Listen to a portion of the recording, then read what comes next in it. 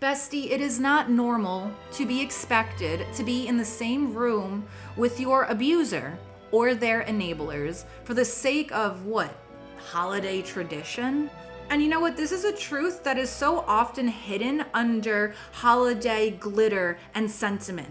But I'm going to repeat it again. It is not normal to be expected to be in the same room with your abuser. Period. You do not have to relive your trauma for the sake or comfort of others.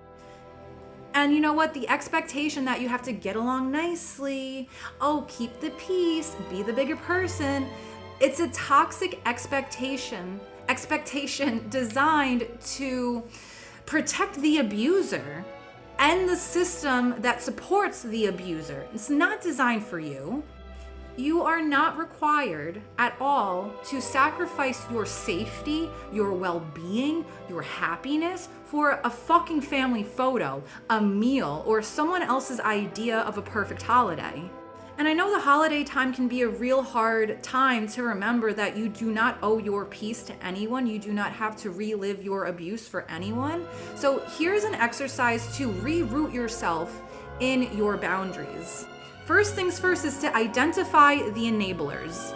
So that is, in this situation, anyone who demands that you set aside your safety, anyone who is going to minimize your trauma or lived experiences, or even flat out disregard your boundaries for the sake of an event, another person. That is an enabler, right?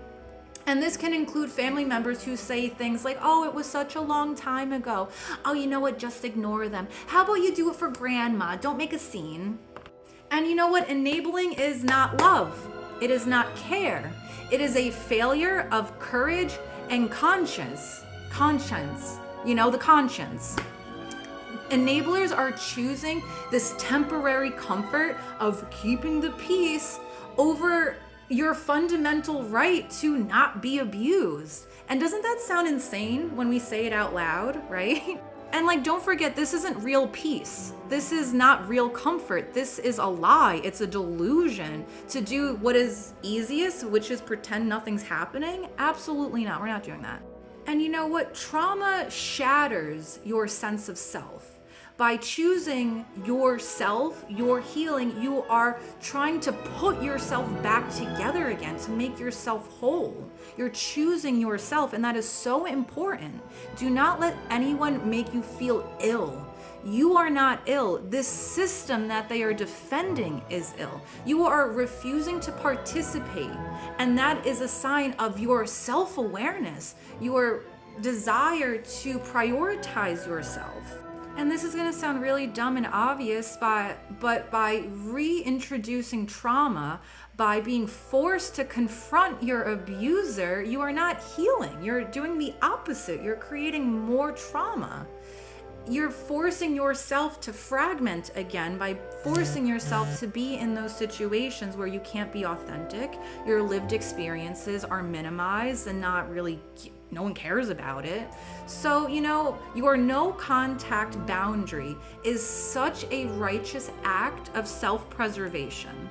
And there's a dark side to the holidays too, I feel like there is this pressure, this collective drive to prioritize surface appearances over your individual truth. And you know what? By choosing your boundary, you are bringing to light that shadow. You are reclaiming your authenticity. And I think that is so important, especially during this time where you're feeling pressure to, reconnect, to pretend nothing's wrong. You're getting bombardments of text messages. You're feeling guilty and confused. But you know what? You really have to think of it this way. You are prioritizing yourself. You are creating a tradition of peace, and you are putting a stop to other people using you as a scapegoat, as a tool for, comfort, they're not going to say anything. Let them sit next to that. Whatever, we're not doing it anymore. And that is such a powerful thing, to really put your foot down and to really root yourself in your boundaries. And not for nothing, your energy is so much, it's better spent creating new rituals, new traditions that actually nourish your true authentic self. And you're not fighting to survive some old, archaic, toxic dynamic just because you're expected to. You know what? Spend the day or the days with your chosen family. Focus on gratitude, focus on your freedom, or in your peaceful solitude. Focus on peace being your tradition.